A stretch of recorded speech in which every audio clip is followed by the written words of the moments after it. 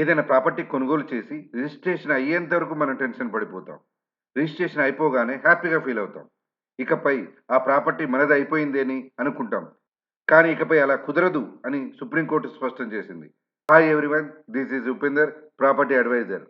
నేను చెప్పేది జాగ్రత్తగా వినండి.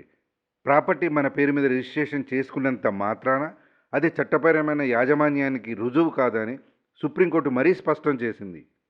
అసలు విషయం ఏంటంటే, భావన కోఆపరేటివ్ అనే సొసైటీ 82లో 53 ఎకరాలు కొన్నది. ఆ తర్వాత ఆ సొసైటీ వేరే వాళ్లకు 53 ఎకరాలను అమ్మేసింది కూడా.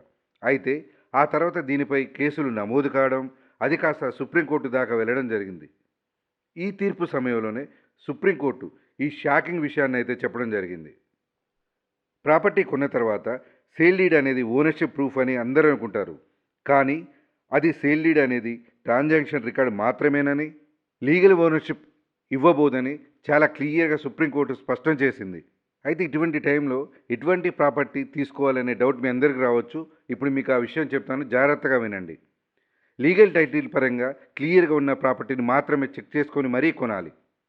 ప్రాపర్టీలో ఇదివరకు ఏమైనా క్లెయిమ్స్ ఉన్నాయో చెక్ చేసుకొని మరీ చూసుకోండి.